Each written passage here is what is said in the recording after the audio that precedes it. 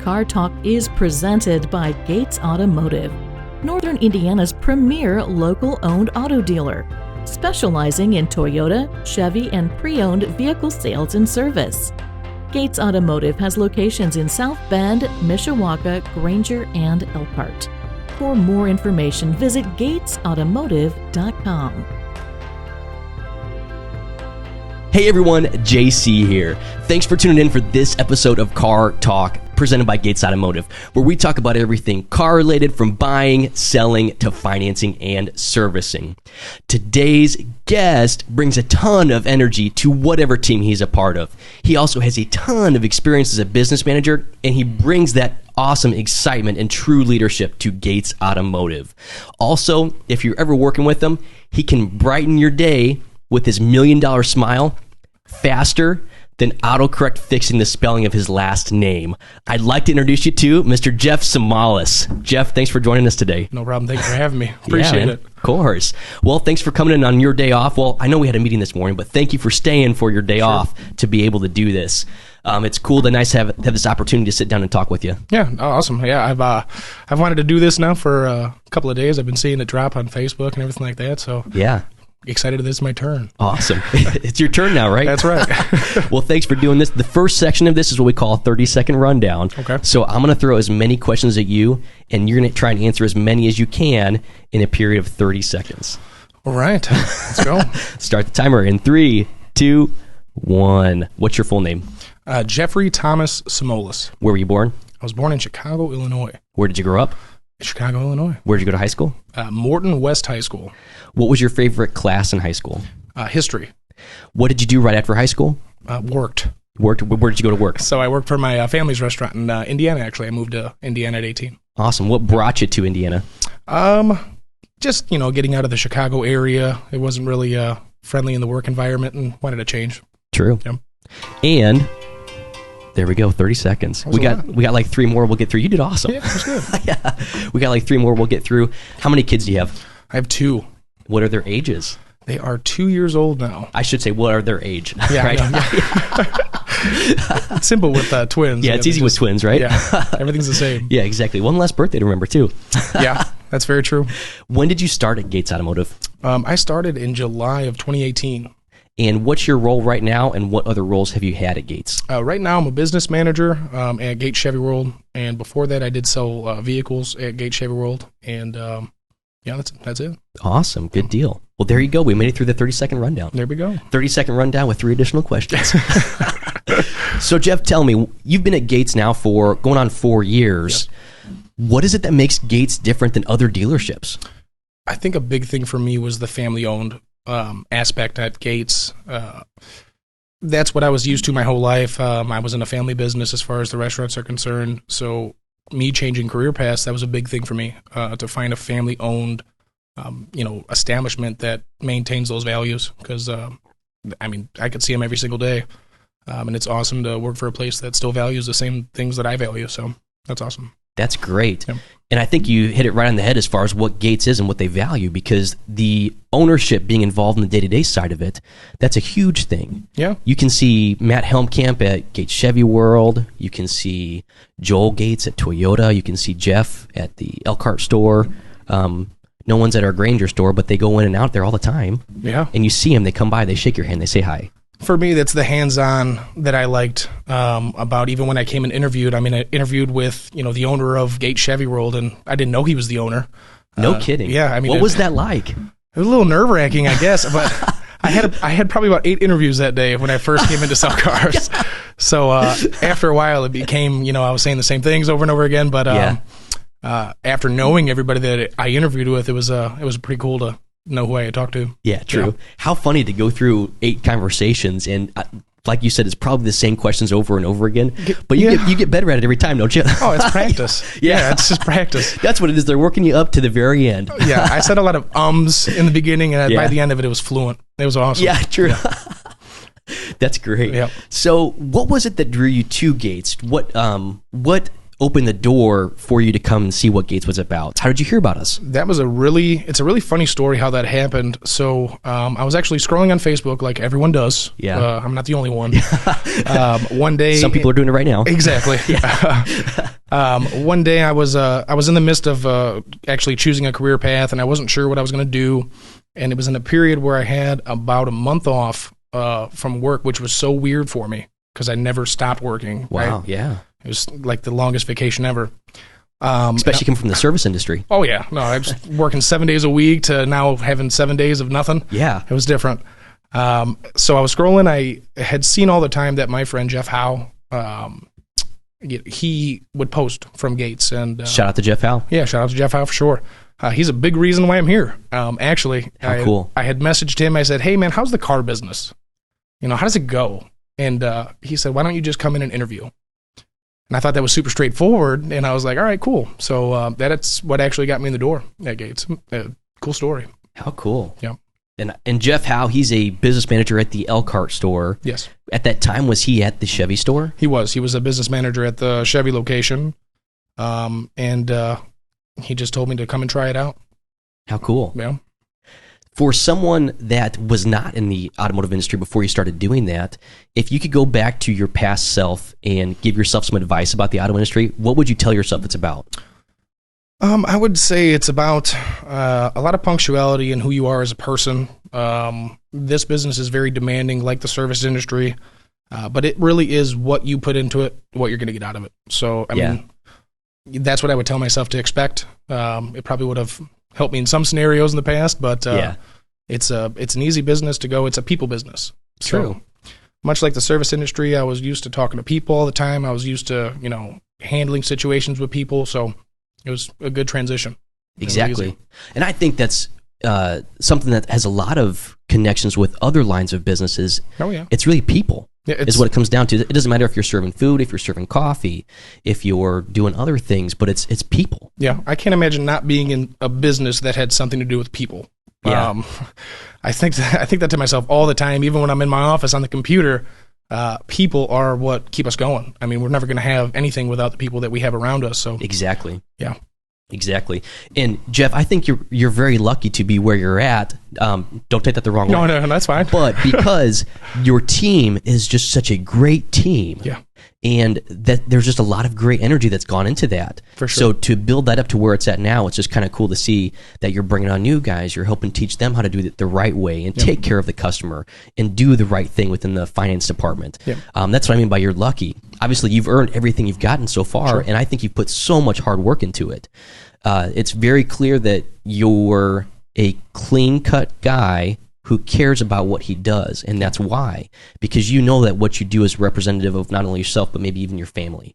Definitely your team. Well, for sure. And the team aspect behind it at Gates, the whole finance department, when I first transitioned there, it was a weird feeling because it was already a family.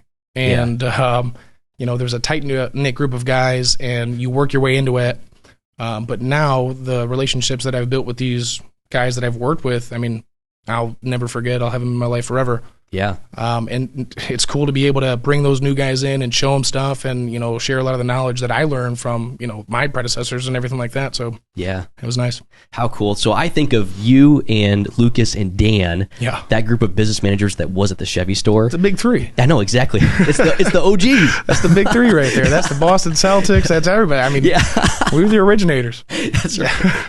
It's Jordan, Scottie Pippen, and whoever the third one was, right? Yeah. I guess Kukoc you could throw in there or somebody, but yeah. It's the starting lineup. That's right. But you guys have done such a great job at building that department and being a part of that and knowing that you're putting in a lot of effort and a lot of long hours to help more customers and just to take where the sales department trades it off to you guys or hands it off so that you can just finish it and knock it out of the park for these customers. Yep. I mean, nothing happens until we sell a car. So that's true. It starts with the sales floor.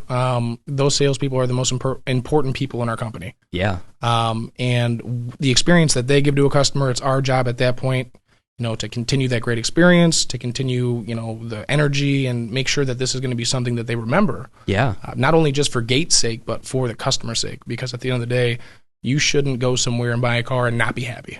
Yeah, exactly. You shouldn't. If you are, I don't know what happened throughout the whole time. We've seen it. We've seen it in some scenarios, but it's our job, not only to get you the best financing and everything like that, but to give you a good experience. I think that's what separates us from a lot of places. Exactly. And Gates is really going out of their way to change the stigma of the automotive industry as a whole. Yeah. In sales, there's just this huge negative stigma about that. And it's not that people have experienced it themselves, it's just that they've heard it. Yes. It's almost like it's some shared inside collective knowledge that car salesmen or auto dealerships are just fiends. Looking from the outside in, if you know nothing about this business, that's the stigma, that's what you've heard. What I would say to people that, are kind of on the fence about that is just there's so much information out there now. There's so much information on cars. There's so much information on banking. Read a little bit of that information, and then you could actually see what's transparent or what's not transparent. Yeah, exactly. And that's what I love about this company is everything is so transparent. I mean, I don't have to worry about anything. The stigmas aren't there. And I kind of like the challenge of, changing the stigma from a customer's perspective because it's a big purchase. I mean, you buy a house, you buy a car, those things you want to know that you're being taken care of on. You don't want to get a bad deal. Yeah. And, that's something that we strive for. We want to make sure you're getting a good deal. That's right. Yeah. And I like the transparency part because that's what a lot of other dealers don't do is make it easy and make it transparent. Yeah. Sometimes they like to hide behind closed doors Sure. and make it harder for the customer. But you can find a manager on the sales floor all the time. Yeah, all the time. Just walk up and say hi to them. Exactly. I mean, you can because they're going to walk up and say hi to you. You can go knock on Matt Helmkamp's door at our. I mean, you probably it's probably open too, isn't it? Yeah. Don't all go knocking back there at once. True. But it's just so nice. The family aspect behind it. It's something that you don't get everywhere. That's for sure. Yeah. Exactly. So what was it like working it was your parents' restaurant, right? It was my uncle's restaurant first, Yeah. and then I went then to my father's restaurant. So it was nice. I learned a lot. I learned a lot of things that helped me be the guy that I am today from the family aspect and from work. You get tired of seeing family all the time, though. That's for sure. Holidays are great, but every single day gets a little taxing. True. Not to say I don't love them, but that was a big thing for me is to kind of separate from family a little bit and go out into the world because that's all I had for the longest time. Yeah.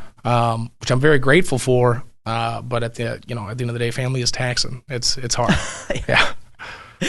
Holidays are supposed to be a break away from work, right? Yeah, I mean, it's kind of hard to, have Thanksgiving and Christmas if you've seen your brother or dad and everybody every day of the week, and you're like, oh, well, tomorrow's just another day. True. Yeah. So, Jeff, with your kids, with your daughters, they're 2. Yes. What's it like being a father to twin girls? It's crazy. And I can't stress that enough. I've got one, Jeff, and that's nuts. I know. I just imagine 2. Yeah, especially born at the exact same time. Exact same time. I know. Don't get me wrong. It's crazy, but it's so exciting. It's a rare thing that people get to have, especially with my girls being identical. It's just really cool to see them like grow up and play together and everything like that. Kind of makes me wish I had a twin. But it's definitely had its challenges. But how cool that they get to be each other's friend, and it's like a required friend that's right there all the time. I'm hoping they're friends too. True. They fight a little bit right now, but other than that, I think they should be really good friends. I'm going to strive for it, I guess. But. Yeah, how cool. So you're not going to believe this because it sounds so crazy, but when my wife was pregnant, I told her that I wanted twins so bad. Did you really? Yeah. Just because I like that idea of it, having 2 at one time, and it sounded like it was going to be a ton of work, and I've seen that before, but just the fact of your kids growing up together, and not that the experience of having a baby is bad, but you get 2 for the price of 1? 2 for the time price investment? Of 1. Yeah, I mean, you're kind of cutting the middleman out in that regard. True. I thought it was cool because my brother and my sister, my older brother and sister are twins. And, no kidding. Yeah, so my mother got to have that experience, and those were her first children. Wow. So that was cool. I got to share that. My mom now, she's 60 years old, and she likes to think she can still do it, like she did, back when. Shout out to your mom. Shout out to her for sure. But I like that dynamic of it's kind of like history repeating itself, and I'm a big history guy, and it just, I mean, it's cool. it's definitely cool. That's cool. Yeah. So you drive a Silverado. Misty drives a Traverse. Chevy. Yeah, Chevy man through and through. Family. Huh? Yep, that's right. It seems like it was an easy decision to go with Chevy, especially with the lineup that they have now. Yeah, it's very hard not to just keep buying Chevys when Yeah. they like bring them in the dealership. Yeah. So, yeah, very hard. It's like your lease is coming up and you already know which one you're going to get, right? I know. I feel like I only lease them for a year and I'm Yeah. out of them and getting something new. But Yeah, exactly. Yep. Greg and I were talking about that the other day. Yeah. So he does on his last, he might not do it all the time, but on his Silverado that he had, he did a 2-year lease. Yep. So he did a shorter one just so he knew he could get he one knows. sooner. Yeah, he knows what's coming. Exactly.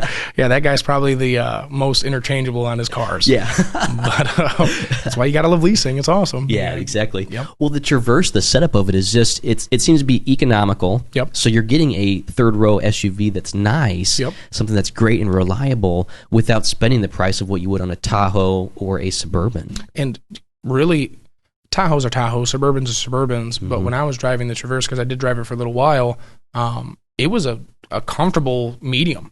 Yeah. Because when you jump up, now, even in the Silverado, no, you jump up to the Tahoe, you got that lifted kind of, True. feeling. The more trucky feel. Yeah, the trucky feel. And then when you're in the Traverse, it feels comfortable. It's a nice ride. It's good on gas. And you don't get that in the Silverado, unfortunately. I mean, it's true. not bad, but it's just overall a great car to drive. You got plenty of space in the back. I don't think we usually utilize the third row other than groceries and stuff like that. Yeah, but it's there if you need it. We needed it for the 2 kids at once, and the bucket seats work perfect. So Yeah. it kind of so separates you got the them. bucket set up. Yeah, kind of separates them a little bit, and it's nice. Gives them their space. Exactly, they need it sometimes. Yeah. What's your favorite thing about the Traverse? It's so silly. My favorite thing about the Traverse, what drew me to it, is the radio console. There's a button that lifts it, and there's like a little storage thing behind there. No kidding. Yeah, and nothing else but that sold the car for me. No kidding. Very weird. So it's like a secret compartment. The screen moves up and it's back there. It just pops up, makes you feel like you're in a Batmobile, kind of. But You're Knight Rider for a second. yeah, exactly. That was the weirdest thing I could think about the Traverse, and I was like, yeah, I want that. Yeah. I want that vehicle. How cool. What about on the Silverado? What's your favorite thing about the Silverado? The truck aspect. Yeah. My whole life, I never had a truck, so I never was the guy that can help you move a couch or can have that room. I just like having a truck that has a bed. I haven't moved anything yet, but if I have to, I know I got it. So you're probably scrolling through Facebook looking for those posts where it's like, anybody got a truck? So you can be like, me. Yeah, I mean, if I got the time. Yeah, true. But even these trucks now, these trucks are so, in my opinion, luxury, and there's so much space on the inside. It just feels like you're driving a big SUV with a truck bed, so it gives you more versatility. That's what I like about it. And the ride quality on the Silverados is amazing. It is. It's very smooth. I mean, when you think truck, you don't think, you're driving, you can't hear the interior noise from the outside is great, and it kind of doesn't feel like you're driving one sometimes. But yeah, true. My dad, so this was 15, 20 years ago. He had a very close to being new truck. It was a competitor. It wasn't Chevy. Yeah. It was a competitor. It was a diesel. It was a dually. It was a long bed crew cab, and that thing did not ride very well. No, and you didn't expect it to. Yeah, exactly. You bought that thing knowing that it was going to be a little bumpy. Yeah. But now that's not the case for any of these new vehicles. I mean, it's just crazy how far they've come. Exactly, and the ride quality is so amazing. Even going back to the Traverse, that's a nice vehicle. Nice vehicle. I mean, the roads are the biggest problem around here. Yeah. But that's a whole different thing. It's just a nice car to drive. All these Chevy brands, even the Blazer, the Trailblazer, these new ones are coming out with, they're affordable for customers, and they give you that feel, that luxury feel that you like from all the other brands that have been known for forever. I think that's what people were missing out on with Chevy, but now they're really making a strong push to be in that same class. And they've never looked better. No, they never have. Yeah. I mean, you tell me 10 years ago you're driving 2 Chevys and owning it, I'm like, nah, what are you talking about? I'm proud to be a Chevy owner now. Yeah. I mean, I look nice in my vehicles, I feel. But exactly. And even thinking back to 10, 15 years ago, think of what the Silverado looked like back then. I know. It's just completely different. Exactly. It's night and day. Yeah. And the Tahoe, the Suburban, same thing. Yeah. I mean, we just took a 06 Suburban in, I think it was a few months ago. It didn't last very long. Yeah. And it was very clean, and it was in pristine condition, and just going out and looking at an old one, next to a brand new one, it's nuts. Yeah. I mean, of course, the price is a little bit different. Yeah, true. But they've come a long way, and And I think it's only going to get better. I mean, especially with the integration of electric cars now and what they're planning on doing in the future. I'm very excited to see just what we can do. I mean, it's kind of limitless at this point. Exactly. With Chevy's recent big announcement for the Silverado EV, that's a huge step. And I know that not everybody's going to get one, but just kind of the migration towards that, or migration more towards the hybrid side of it. I mean, I guess it's just something that will have to happen. As time goes on, and this is something that they've been focusing on for a very long time, and now it's becoming more feasible because we have the technology. Exactly. And with the release of the Silverado, the EV, it's going to be something that I think the market will see, and then the market will get used to. Not everybody's going to do it. I don't think in the next 10 years everybody's going to be driving electric. But maybe the next 30, 40 years, that could be something that's possible. Yeah, true. Exactly. And there are some other things that we'll have to catch up with the technology for the EVs too. For example, the electric grid. Right now, if everybody had an EV today, the grid wouldn't support it for the draw and the demand that they would have overnight. It would not. But there's so many cool things that are coming up with technology, not only for battery capacity and better cost savings there, but also with the way that we charge or how we charge. And they've even talked about, not that this would work right now, but one idea that someone threw out was, what if you charged your car overnight, then you drove to work, and then you allowed your work to pull some power out of your vehicle? I mean, doesn't that seem crazy? It seems a little nuts. Yeah, exactly. Because it's never been done. I mean, but that's the exciting part about anything. Stuff's never been done. You want to do it. I mean, so if that was the standard, people wouldn't think anything of it. It would just be the standard. It'd be the normal at that point. Sure, they can borrow a little bit of juice. That's fine. Go ahead. Go out and plug their fridge into your truck, right? If it can do it, I just want to get home. Make sure you don't take all of it. Exactly. But there's even some cool ideas like that. There's going to be a ton of things that they overcome with the grid technology-wise, as far as trying to be able to store that capacity. And as far as how we draw it out of the earth, whether it's obviously you can't do solar and wind at night. Well, you can do wind at night, but it's not as high in availability. Sure. Just because it's more windy during the day. But the solar part, for sure, there's none of that at night. No, I mean, I think the sun is strong enough to power it throughout the day and keep you going at night. Even though we do still get some of that from the moon, I believe. Maybe I'm wrong. You're right. But, that was never my strong suit in school. I'm more of a history guy. But I mean, I think just with the advancements and everything, they got so much money and so many people that are behind this that. It's only a matter of time before they perfect it. I mean, nothing's perfect when you first, Rome wasn't built in a day and everything like that. But and then it will become more common knowledge too. Like here we are talking about really weird concepts. When you started we know nothing about it. When you started talking about the electric grid, I was like, I really hope he doesn't ask me specifics about that, because how many kilowatt hour draw does it have on an overnight? Right? I've heard things. That's what I heard a number one time. I'm not sure. I'd have to calculate it. It was somewhere between 0 and 100. Right there. Something like that. Very glad you didn't ask me that. Funny. Well, with your job, Jeff, what's your favorite part of your job here at Gates Automotive? Favorite part of my job is the people. Being able to help people out. I mean, it's definitely not the paperwork. I'm sure. My favorite part is when somebody comes back to the office and I get to sit down and I get to talk to them and actually get to build a relationship with a customer to where they know that they have somebody that they can come and ask anytime, any question about anything. Not even in regards to their vehicle, in regards to credit, in regards to things they could do to better themselves. That's what I strive to be better at, not just specifically for vehicles, but to give them more advice, as a business manager, as a financial, kind of an advisor. And it makes me happy when they come in, they have a good experience with the salesman, I finish it off with a good experience, and then they're just happy that they bought a car. That's big to me. It's cool when they walk out the door, and that might be the happiest that person has been in a long time. I mean, you get a lot of strange hugs sometimes, and you got to roll with it. And you're going in for a handshake, they're going in for a hug. I know, and you just kind of got to go in there for the hug, but if I get the hug at the end, I know I did a good job. Yeah, true.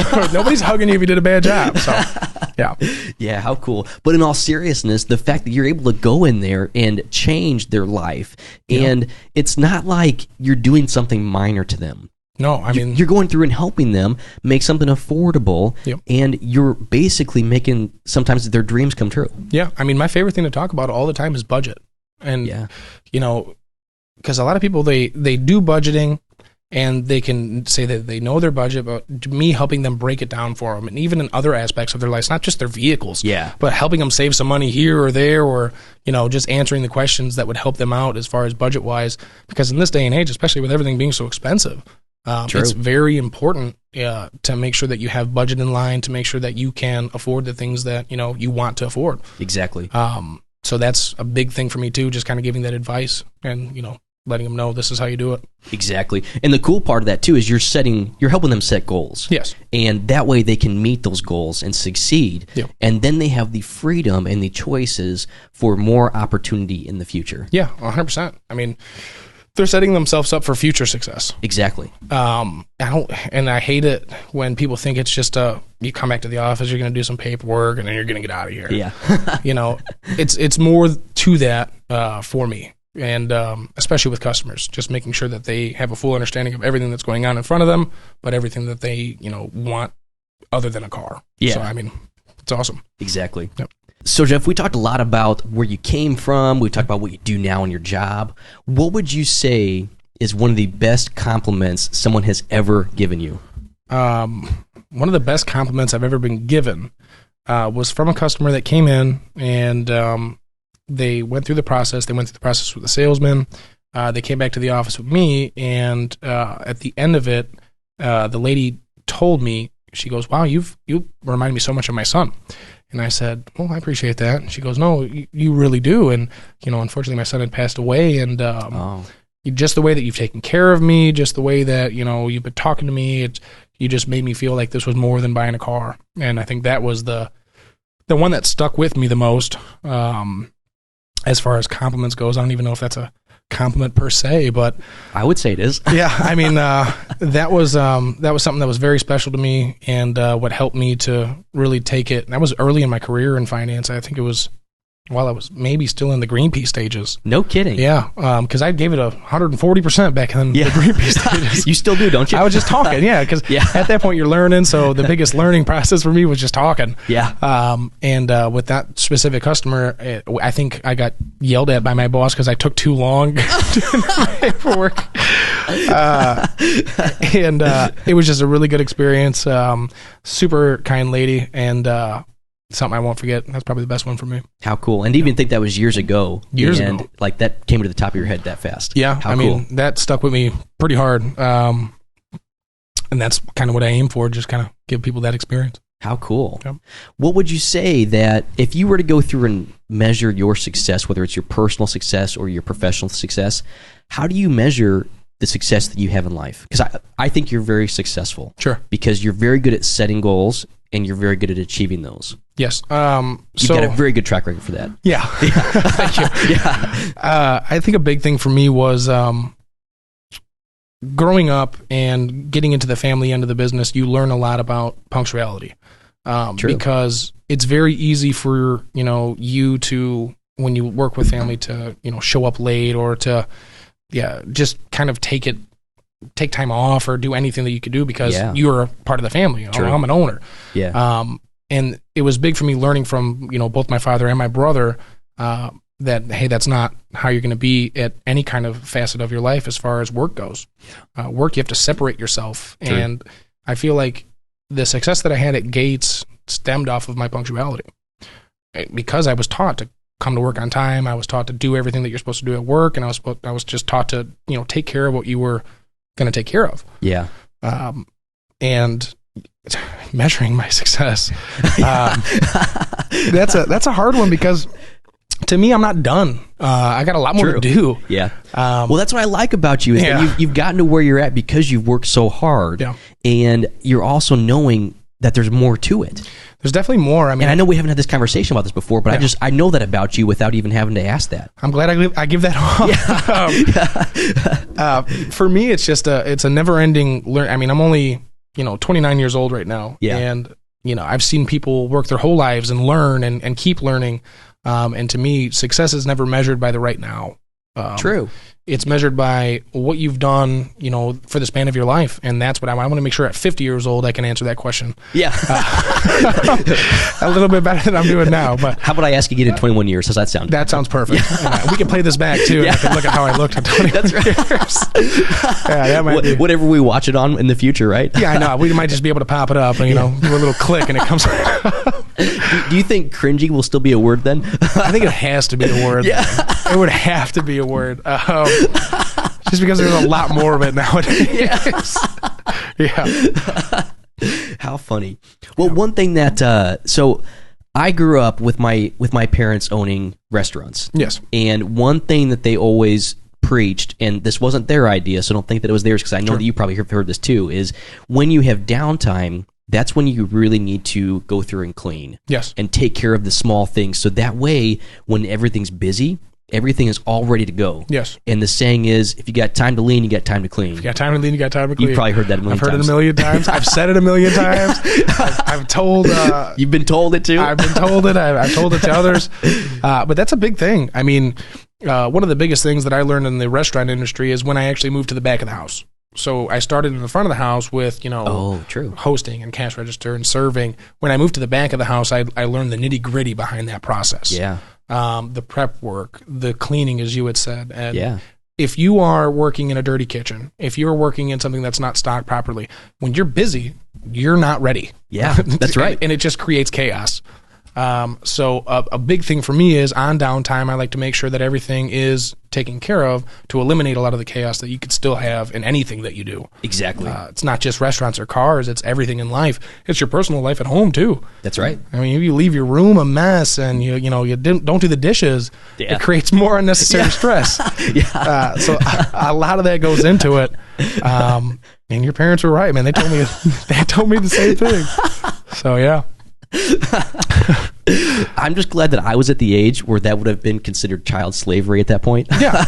No. Yeah. I've been doing it since I was like 12, I think. The Greek culture, they get you going early, that's for sure. Yeah, true. Yeah. Exactly.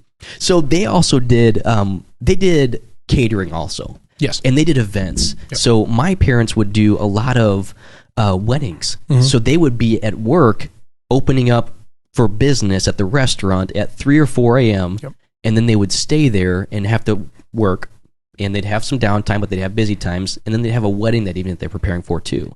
And then let's say the wedding dinner starts at 8, yep.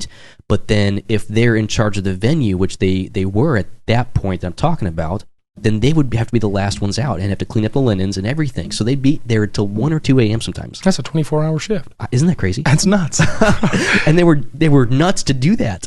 Yeah, I mean, it's what it took, though. Yeah. That's what it took, and that's what they knew they had to do to be successful. And exactly. I think that's an ideal that is kind of floating away in the distance now. Yeah. With work and with hours spent. If 8 hours isn't a long day to me. Yeah. If I'm not working 10, 12 hours, I go home and I'm like, man, I didn't really do much today. Yeah, exactly.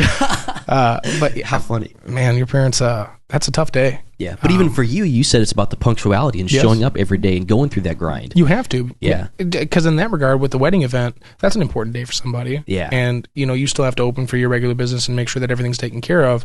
I'm sure that it wouldn't have turned out well if stuff wasn't prepared. That's right. I mean, you wouldn't stay in business doing that. Exactly. So that punctuality is a huge thing with with anything you do. And it was a nightmare for them as far as, well, not a nightmare. That's probably a stretch. There were, obviously, I was young. Yes. So, when they were doing this 30 years ago, I only hear the stories now that were nightmares. I know. Yeah. Yeah. I mean, they don't really tell you the good times or anything like that. They like to harp on the bad sometimes. Yeah. My father does that all the time. Yeah. But I know that they had good times too. Yeah, it's cool hearing it. Yeah, exactly. And they just want to talk about the nightmare stuff because they're trying to top someone else's story. I think is what's going on. Oh yeah, 100% every time. Yeah, exactly. But I know that when they were doing it, they did it because it was so important for that couple that was getting married. Yes. And they put that effort in, and they did that and worked that 22, 23-hour shift to make that happen. I mean, that's not even just for, so I think bigger than that outside of it. So they did it for that event and that family, but to me, it's like they did it for their family. They did it for everything. Yeah. I mean, a lot of that goes into it, and it's that thinking of, I have to sacrifice now so I can benefit later. That's right. So that was a huge thing. I guarantee your parents weren't excited that day. To wake up at 3 and then have all of that stress and everything. So, but at the end of it, I guarantee that they were happy. I think so too. Yeah. So, I mean, that's the biggest thing. Yeah, I think so too. And I think you've probably seen that in your life is you sacrifice now so that in the future you have that opportunity for freedom and those choices so you can make not better choices, but you have more options in the future. Yeah, for sure. What are some things that you do now that you hope will either inspire or you can directly teach your twin daughters? Things that I do now would probably work, of course. My work ethic, I hope that they find that. I am a big believer in sports, being an advocate to how you can kind of dictate your life. Not even just being really good at sports, but being involved, because it teaches certain, structure in your life and punctuality as well. But I hope that I could teach them to smile often. Yeah. You're good at that. I am very good at that. Yeah. I taught myself that early. I hope they get my great singing abilities. Yeah.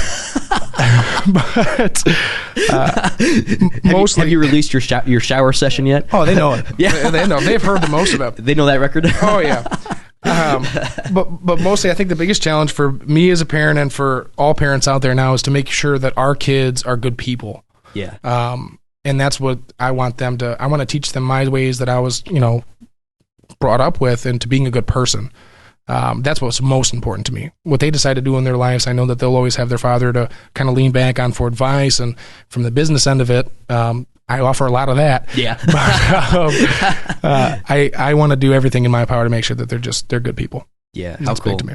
How cool. How long have you been with Misty? When did you guys start dating? Man, we started dating on May 18th. Oh, you know the day. I know the day. I've had to know the day. Yeah. And that was in 2013. Yeah. So about going on 9 years. 9 years, yeah. How crazy. Been a long time. That's awesome. Yeah. What are some things that have changed in the last 9 years for you? I would imagine a lot of things. A lot of things. We're kind of like, we move like the same person now. We know each other's mannerisms. We know our routines. Yeah. So it's kind of cool how, like, when we get up, we can kind of finish things for each other because we know what to get started and get done. That's cool. She knows my good and my bad of being at home. Because a lot of the times I like to go home and unwind, and it's a little bit harder to unwind with the kids now. But true.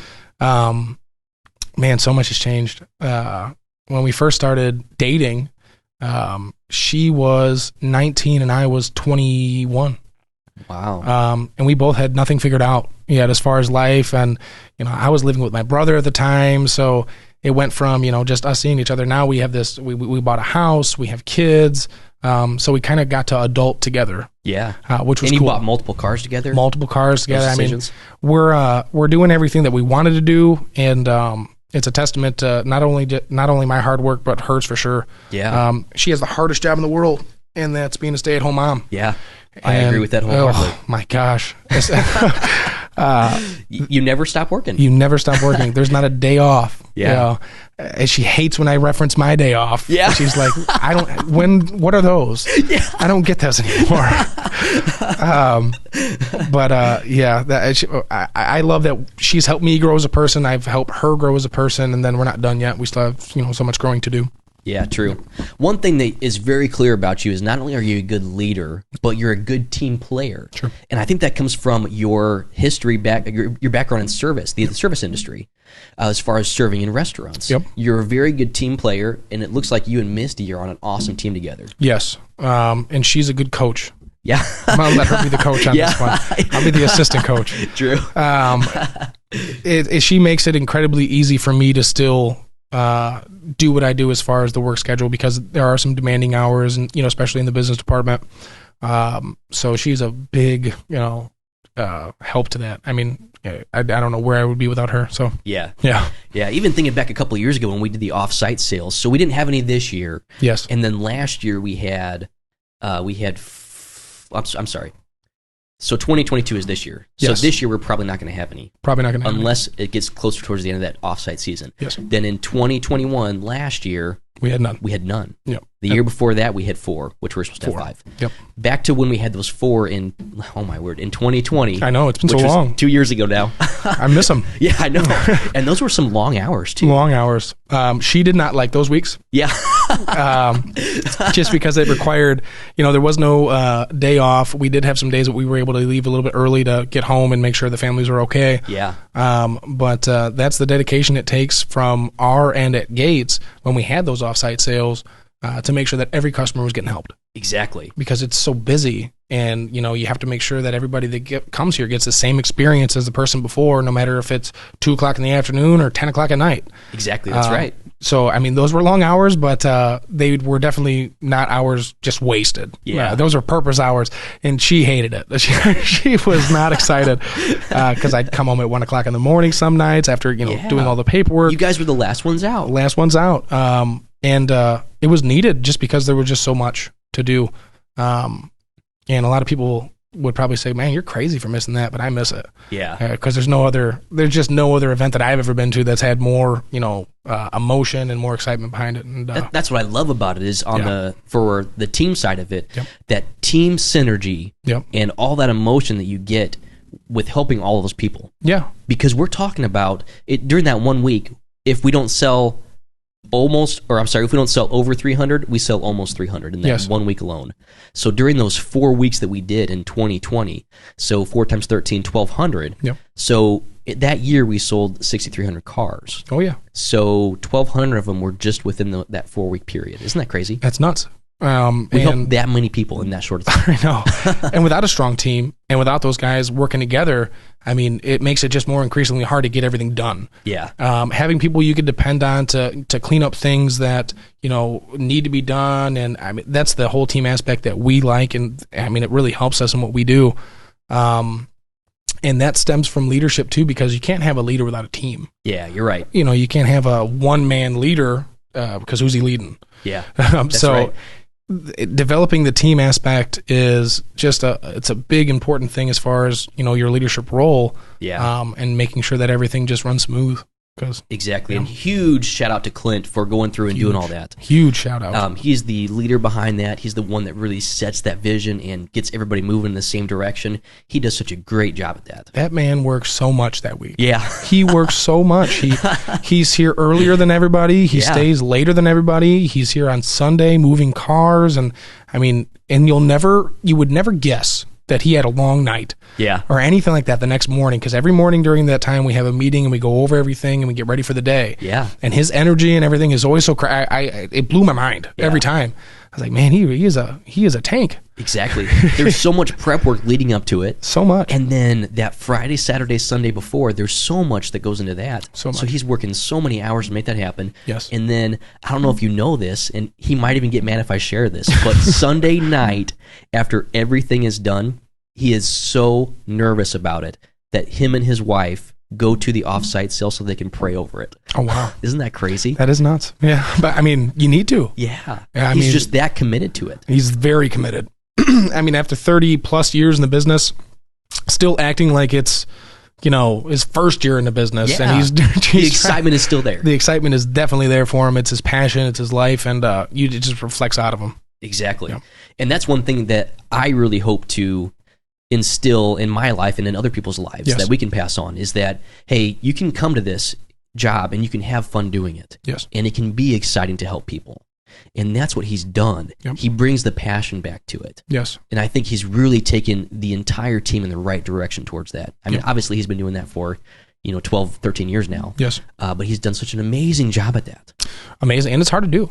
Yeah. That's not an easy thing to do at all. And it just stems to, like you said, maintaining that passion and just wanting to create a legacy for yourself in regards to helping other people and building other people and growing other people. Exactly. And that's the hardest part to it. And that's what I give him the most kudos for. You're dealing with grown men and you're leading grown men and people that are in their 30s and 40s and, you're bringing the same excitement as if you were teaching a high school class. Because you have to, that's the building block of it. That's right.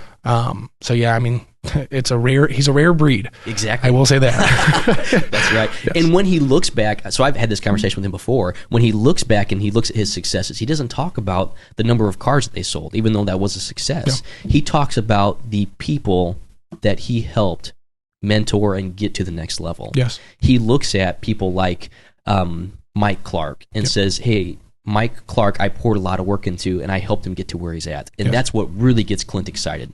So huge shout out to Clint, shout out to Mike Clark. Yes, for sure. But that's just what he loves doing. He loves it. I mean, and you can't knock a man for what he loves at all. Yeah. And I think for him, it's he loves God, he loves his family, and he loves the car business. That's right. I mean, the big three, right? The big three. you gotta have the big three. But yeah, I mean, it's truly amazing. How funny. Yeah. So Jeff, what would you say is one of your big passions in life? One of my big passions in life, I would have to attribute a lot of it to sports. That started from a very young age for me. Just now it's watching it and looking at guys that are 21, 22 years old on the professional stage and thinking at one point, when I was younger, I used to be like, oh man, I could do that. I could go out there. I still got it. Now I don't have it. So that was that was one of my passions. It still is as far as like viewing and being a fan. But another one of my passions in life is the biggest one to me is family. That's something that from a very young age as well, I've seen the good side of family. I've seen the bad side of family. And kind of rebuilding and branding my family in the way that I know is right is a huge passion of mine, and that's something that I strive for every single day. How cool! And we actually we're adding another member to the family. So are you really? Yeah. So congratulations! Thank you. If I haven't told you that yet. Yes. But I got to grow it, and that's a huge passion for me. It's just especially my children now. Yeah. It messes you up when you become a dad. It really does. Your ideals change, your life changes, and at that point, it's no longer about you. That's right. So, what was it like when your twin daughters were born to hold them for the very first time? I was in shock. I was in the room, and I was just, the whole time I was praying that everything went well as far as her health, the baby's health, because that's what I was most nervous about. Yeah. And when Harper was my daughter, she was born first. Just when I knew that something that, is part of me is now here in the world, that was a crazy feeling. And then I had two of them. Yeah. And then there was one more. So I was very nervous. They were fragile and everything like that. But then it's so crazy. You think before you have children, I was always afraid to hold a baby because you're like, I don't even know how to hold a baby. Yeah. And then when you have your own, you just know. Yeah. So that was a cool experience. I came to the exact same conclusion when I first held my daughter. I was thinking I never have held a baby or felt comfortable holding a baby. No. And then I've always been that awkward guy. I know, you're like, oh man. Yeah, and then you just grab them. You do it, and then it's like an instinct. Yep. Just because you know that you're going to care for that being now. Yep. How cool. I know. Yeah, definitely cool. So as far as the future for you, Jeff, what does the future hold for you the next couple years, whether it's professionally, whether it's personally? The future holds a lot of work for me. Yeah. Because that's not going to stop. That's not going to stop. I'm not satisfied with that yet. Of course, I want to keep learning, but I'm hoping that the future holds, good things for my family, good things for my children. And then mainly, as pertaining to the car business, just opportunities to grow, opportunities to get better, opportunities to share that with other people here, and to, just touch a lot of different, new car salesmen and just give them the advice. That's what I want, to do in the future and get better at.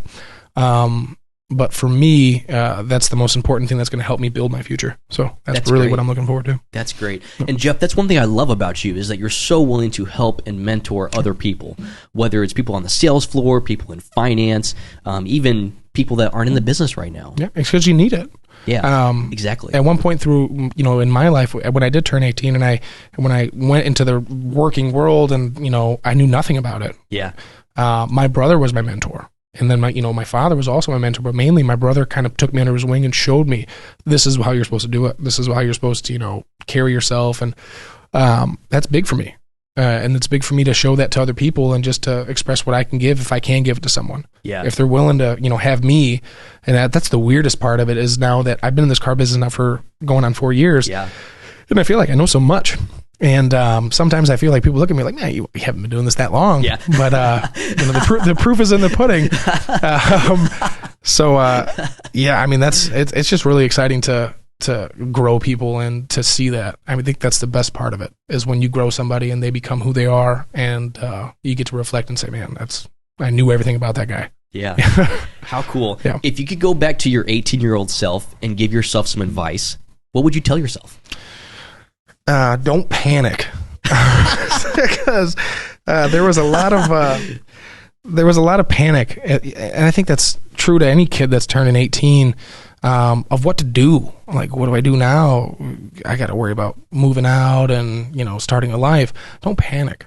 You have so much time. That's right. Take some time to yourself. I got it right into working, 6-7 days a week and 70 hours a week. And just kind of maintain for years. I would probably tell myself to just, hey, ask for a couple days off, get some time to yourself, have some free time, and go from there. But mostly don't panic. Yeah. How crazy. Yeah.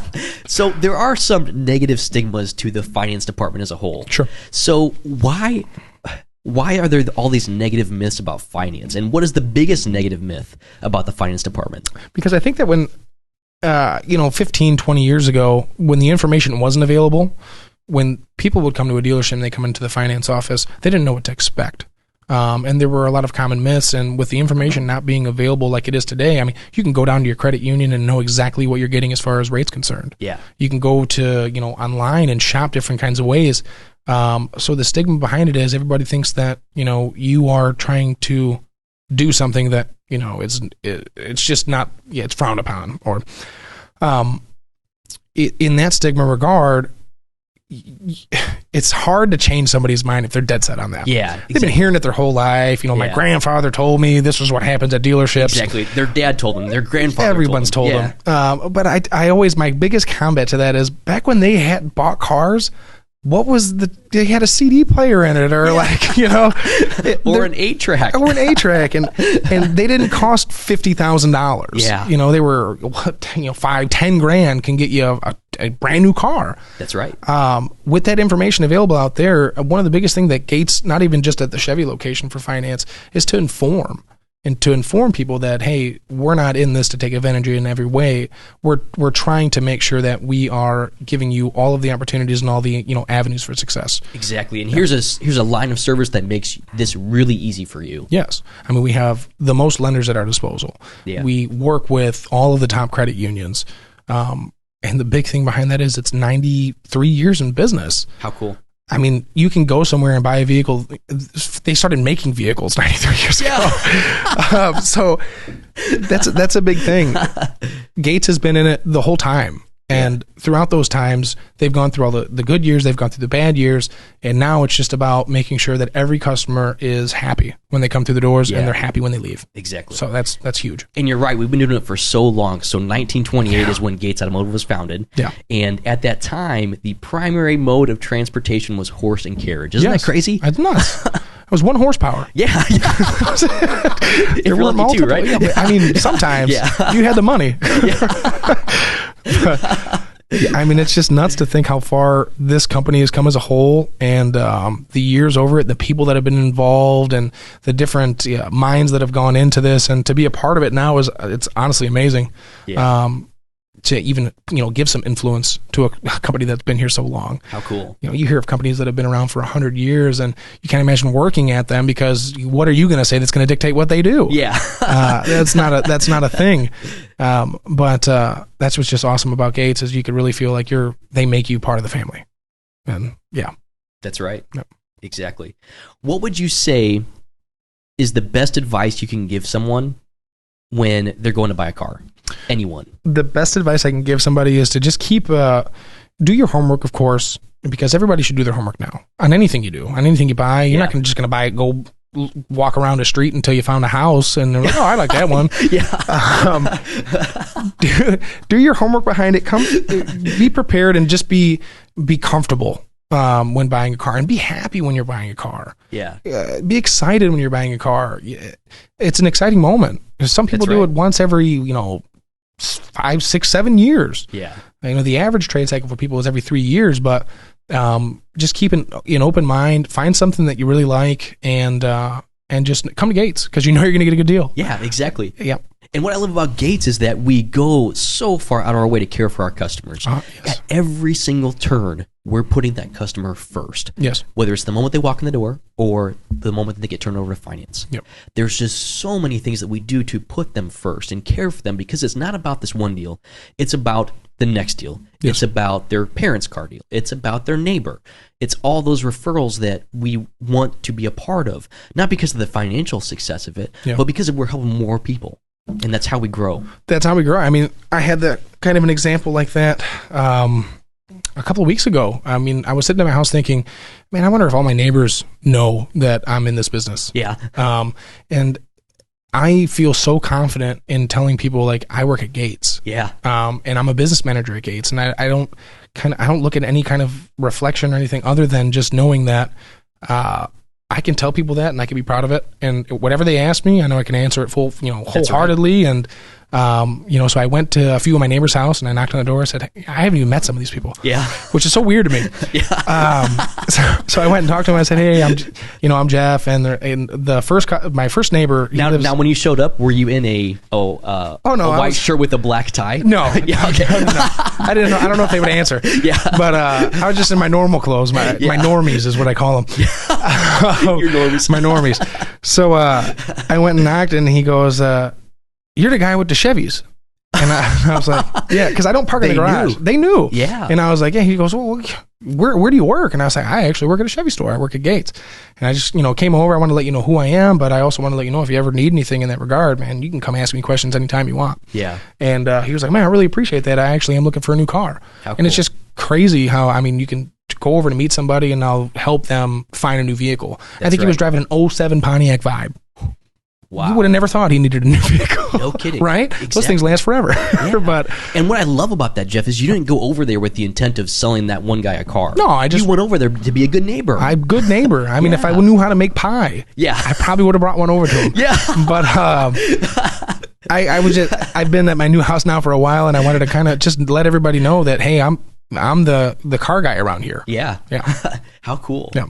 Well, even in a recent event that I had, so we had a new neighbor that moved in right next door to us. Mm-hmm. And when he was out there moving in, I just went over and said hi.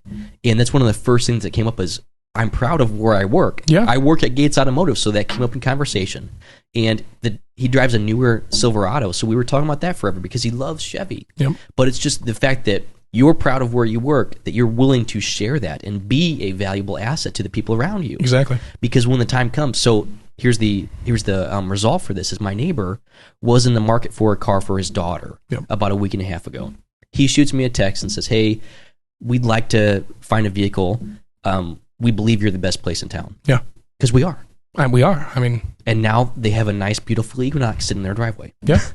And they got taken care of, I can guarantee it. 100%. Yeah, they got taken care of. And it doesn't matter if you're somebody's neighbor or you're just somebody that's looking for a vehicle. That's right. Because I think a lot of the things that people they don't know where to go because maybe this is their first time buying a car. Yeah. Or this is their second or third time buying a car and they're just kind of looking around. I like the aspect of telling people you can just come to Gates even if we don't have the car you want. Yeah. We can find it. But we want to make sure that we're helping you out. This community is huge to us. The Mishawaka, the Michiana area, it's just huge for, the Gates family to make sure that they know when they see their sticker on the back of somebody's car. I know that it's important for them to know that they got taken care of. That's right.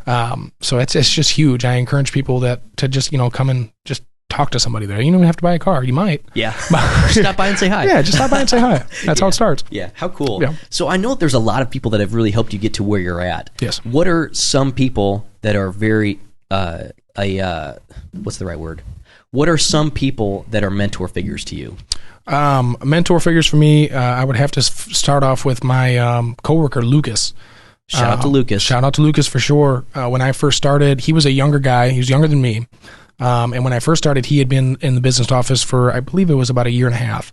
And just something about him when I first started, I loved his work ethic. I loved the guy kind of person that he was. And I loved how he could talk to people. Yeah. And he was one of the biggest mentors in showing me and really taking me under his wing. And now for us to kind of be on the same playing field is awesome because we bounce so much off of each other. But other than you guys are such a good team. Such a good team. Yeah. Other than that, of course, I'd have to give a huge shout out to Mike Clark. Shout out to Mike Clark. 100%. He is our director at our store, and he has just done so much to make sure that all of us know and all of us grow. And I mean, he's just an awesome human being. Shout out to Drew Dixon, Aaron Krieger. Shout out to Aaron Krieger. Just everybody. Andy Gehring. I Shout can out keep to going. Andy Gehring, yeah. Because it's just a family of people. And of course, I can't forget about you, Dan. Don't think I'll forget about Dan Farrell. Shout out to Dan Farrell. Shout out to Dan Farrell. You went to the Granger store. We won't hold that against you. We will never hold that against you. You're still Chevy through and through. Still a brother. But I mean, the whole Chevy store, and you know, the biggest thing for me is just everybody's so willing to teach you.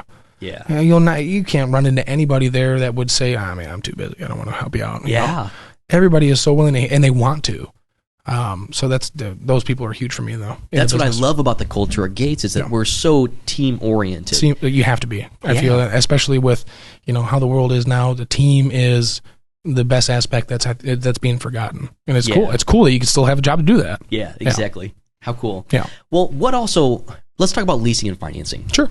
What advice would you give to someone if they're trying to figure out what's best for them, whether it's leasing or financing their next car? I would say, what are your needs? What do you do on a day-to-day basis? Because both options are suitable towards your lifestyle. Do you like brand new vehicles? Do you like knowing that you get your manufacturer's coverages from the beginning of the vehicle's life? So if something does go wrong, you have more peace of mind. Do you not drive very much? Because if you're driving lower mileage, maybe leasing a brand new vehicle is for you. Yeah. And I think a lot of people think the stigma behind leasing is, well, it's not really my car. Well, it is. You feel the exact same way in that vehicle when you go and turn it on. It's an alternative option that's going to make sure that it's not only cost effective for you on your monthly budget, but making sure that you get the peace of mind on vehicles, manufacturer's coverage. You get the peace of mind of knowing that it's a brand new vehicle and you get the looks of a brand new car. Yeah. Now, for financing aspect of it is, right now is the best time to finance a car, in my opinion. Yeah. And it's because rates are so low, banks are so giving. Trade-in values have never been higher. Never been higher. I mean, it's absolutely ridiculous. Some people bought vehicles for $15,000 a year ago, and now they're automatically worth $18,000, $19,000. Oh, my word. That's nuts. Yeah, it's nuts. It's market and it's supply and demand. But for financing, especially from the Gates end of it, we can sit down with you. We can go over all your options, and the difference there would just be, focusing on your monthly budget. Yeah. What you can do, what suits you. If you like keeping a car for 10 years, that might be a better option. Yeah. But I lease 2 vehicles. So that's my angle on it. How cool. Yeah. Well, what other advice would you give someone when they're looking at financing something? So let's say that they're about to buy a used vehicle too. Sure. What advice would you give someone that they need to know before they walk into a dealership? Before you walk into a dealership, have a good idea of what you want as far as the vehicle is concerned. If you want a car, if you want an SUV, your safety features, that's a big thing when I would go buy a vehicle. Not just the looks of it, or this one has Bluetooth, because they all have Bluetooth. Yeah. But just making sure that, you narrow it down to a shorter selection, you do your homework on that, and then ultimately you are comfortable with whatever price the vehicle is in the monthly budget and what you can afford. Yeah. Because that's the most important part. Exactly. And protecting your investment. That's a big thing for me as far as the finance and talking about any kind of warranties. For me, and for some people, they don't make sense, but for me, they're so important, especially on vehicles that are now essentially becoming computers. And I tell that to people all the time. I mean, a calculator holds nothing to a phone anymore, and you can do a lot on a calculator. But, what was the calculator? The T930 or something like that? I can't even remember. But, well, I don't know if you remember, but back when I was in school in the 90s, yes, elementary school, the teacher would say, you're not always going to have a calculator with you. Oh, yeah. They were wrong. Yeah, I know. They were wrong. There's one in my pocket every day. Every single day. I mean, school's got to be a little bit easier now. They can't use that line. Yeah, true. Back to the car aspect of it is, find a good sales professional that's going to suit your needs too, because I think it's extremely important. Someone that cares about you, a place that puts you first. And just finding somebody that you can have a real conversation with, especially if you're on the fence and don't know what you need. At Gates, I know at our Chevy location, the amount of knowledge that these salesmen have just for the vehicles themselves is crazy. Yeah. I don't know a lot of the stuff. I've lost kind of touch of that in the business office. So they go over all of the safety features. There's just so much on these vehicles. Yeah. And just really find out what you want, because now there's so many options. Yeah. There's just so many. Yeah, exactly. Yeah. Over the last year or even 2 years, what would you say was a big mistake that you made, and what did you learn from it? A big mistake that I made when I first started was not kind of taking the paperwork aspect of the job so serious.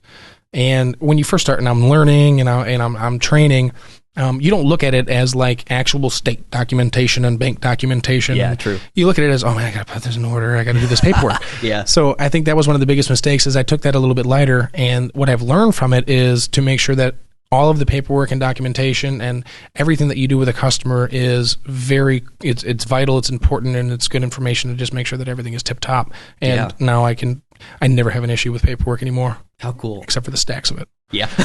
Except there's too much now. There's just too much. that would be my biggest mistake. And I learned from it very fast.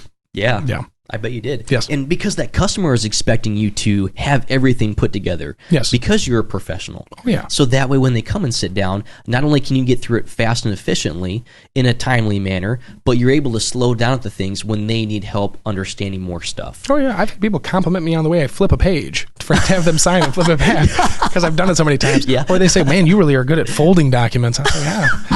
I folded a lot of forms. Number 300,000. Yeah. I mean, I can make it really neat for you. Yeah. But yeah, it's super important, especially just because it's people's sensitive information, and right. you want to make sure that everything is, A-okay and spot on, and that you're the person that did it correctly. Yeah, exactly. Because even if you miss a spot somewhere, yes, their signature, something that's important that needs to be signed the right way, then they might have to come back and spend more time with us. Yeah, and they're mad at you. Yeah. When that happens, nobody wants to come back. After. But a lot of our customers are understanding in that, just because there's so many things to sign now. It's comparable to a house. A lot of my customers say, man, it's just like buying a house. Yeah, for real. But there's so many state required and federal required documents now. There's so many.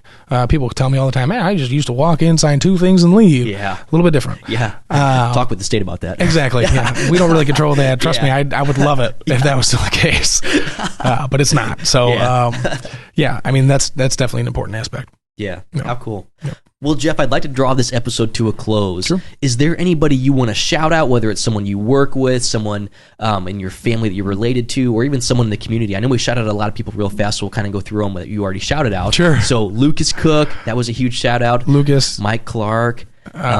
Huge shout out to them just for being a part of your team. Yep. Outside of the Gates family, I would have to give a huge shout out to my father and my brother, who've been so supportive throughout this whole other venture of my life. So cool. Shout out to your father, shout out to your brother. Yep. And then, of course, my other half at home. Shout out to Misty. Shout out to my children. Shout out to Misty. Shout out to the kids. And then ultimately, shout out to God and shout out to God. And He knows what my plan is. Yeah. Yeah. Awesome. Well, Jeff, thank you for coming on here today. Thank you. Thank you for making time out of your personal time to make this work, and I'd love to have you on again sometime. Is that awesome. cool? Yeah, that's awesome. Thanks, man. Jeff, thank you. Appreciate it. Thank you.